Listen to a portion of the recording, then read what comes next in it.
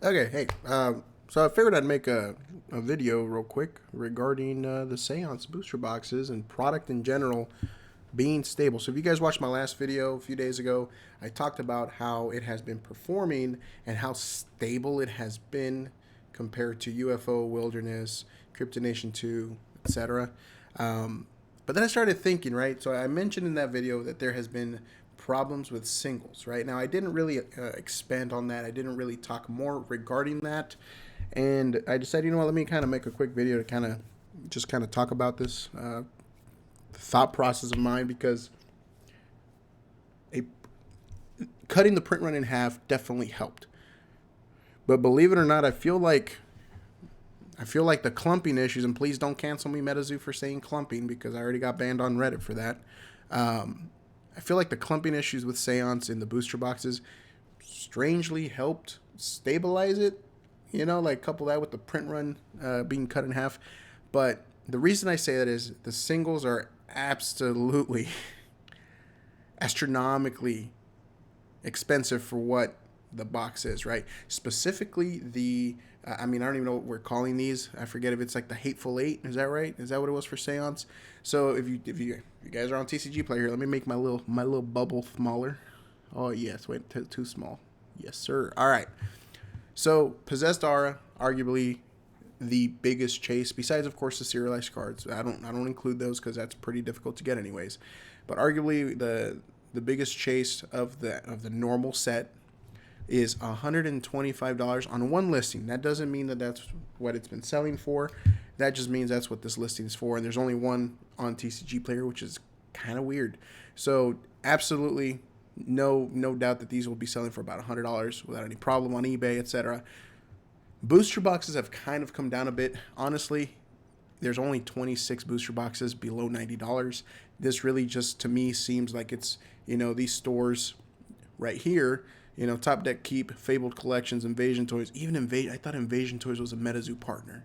I thought they weren't allowed to sell below map. What's going on? Where's the accountability?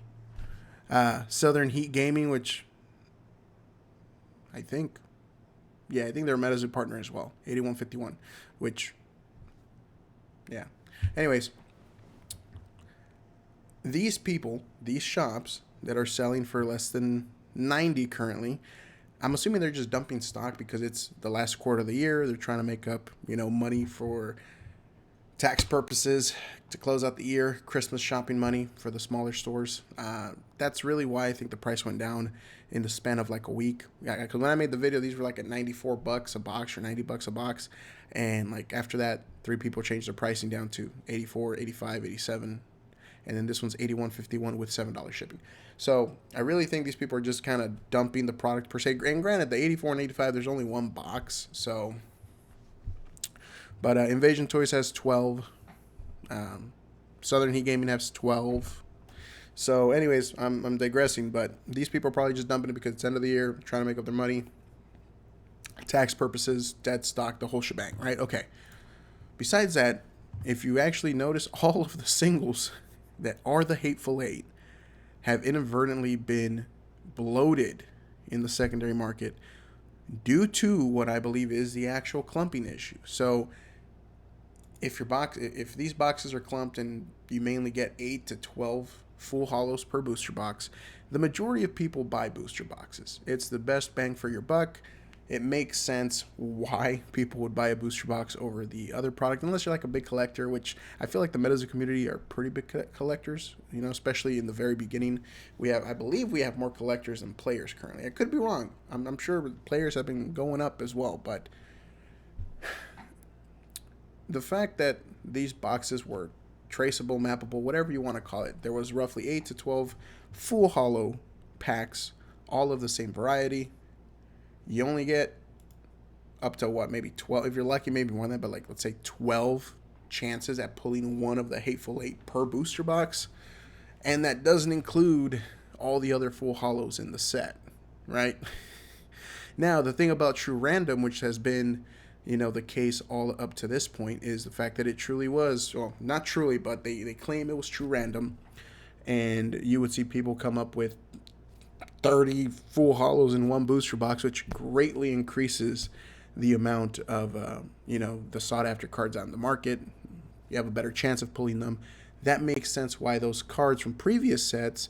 I mean, you have some that hold the most value, and then some were like $10, $15, $20. But I mean, Possessed Aura is definitely minimum $100 card. Chains of Old Scratch, $72. Lady Luck, $62. Satanic Panic, $80. Walking Sam, which is the actual mascot of Seance, $50. Cursed Contract, $60. I think, wow, actually that is the cheapest Hateful Eight card is $27, which is Cheap Squatch. Cheap Squatch. Cheap Sheep Squatch. Yeah. At least I believe that's the cheapest. 1, 2, 3, 4, 5, 6, 7. Yep. All right, 1, 2, 3, 4. Oh, embedding the Soul's the other one. That one's actually out of stock. So that one's $40. Yeah, so cheap Sheep Squatch is the cheapest one at $27. That is very interesting. But again, I think that is a product of the fact that the Seance booster boxes were mapped.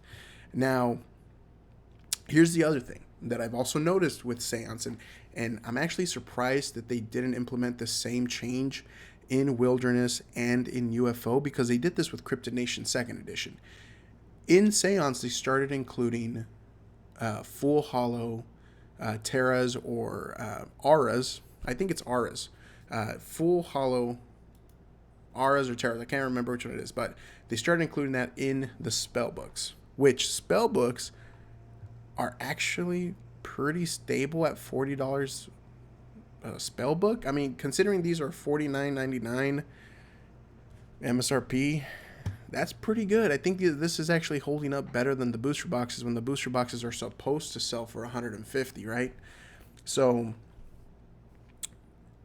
the reason that the spell books are this stable has a lot to do with that full hollow Aura Terra card or whatever it was, because I'm seeing those Auras or Terras again. I apologize, I just can't remember, but I'm seeing those actually sell for $20 each. So half of your cost basis on a spell book is in that one full hollow card.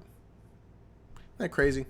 That doesn't even include the 10 packs that you get in here, which I've heard these are 3 full hollows per spell book. I believe that's right on the dot. It's 3 full hollows, and the others are reverse hollows, plus the sleeves. So spell books, and I've been saying this for like an entire year at this point, spell books are completely underrated. They continue to be underrated, and if Metazoo Games continues forward with including full hollow Terras or Auras in these spell books for every set, they will hold value.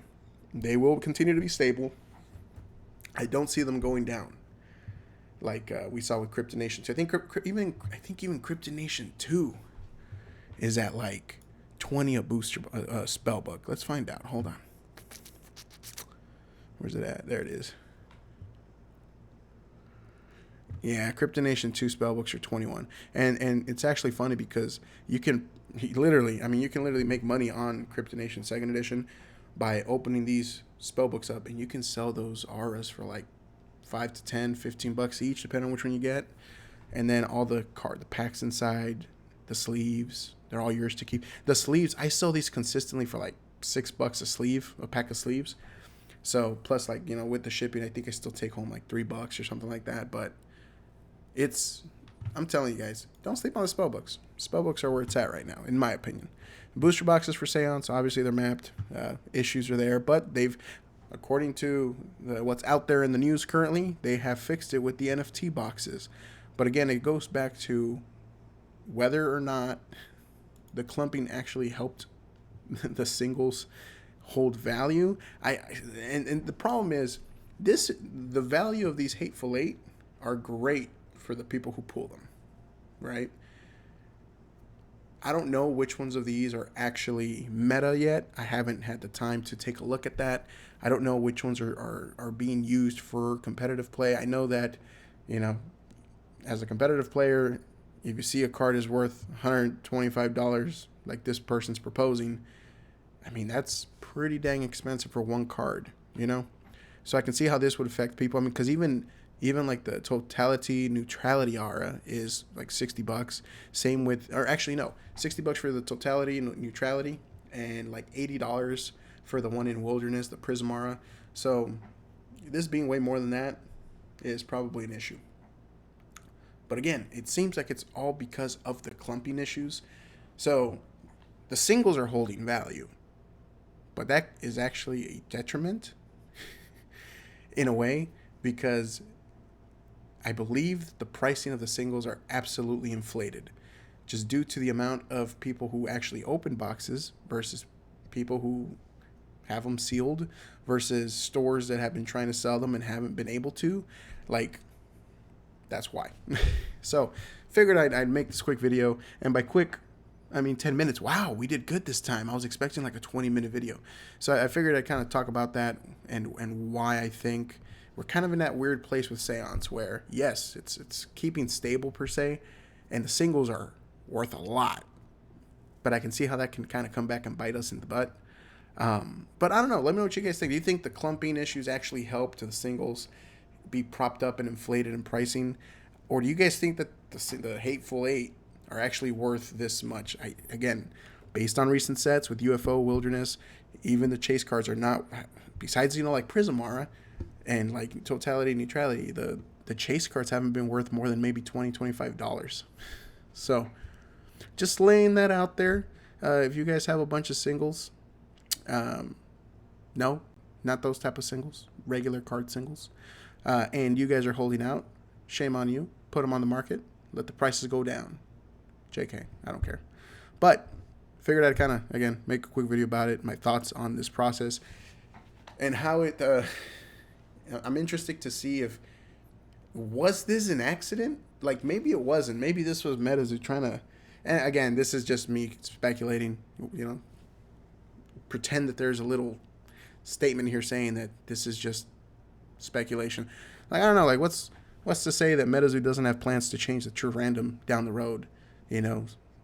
Lord knows how many sets, or if they actually plan on keeping true random. Maybe this was a test. Where's my tinfoil? I don't have a tinfoil hat. Actually,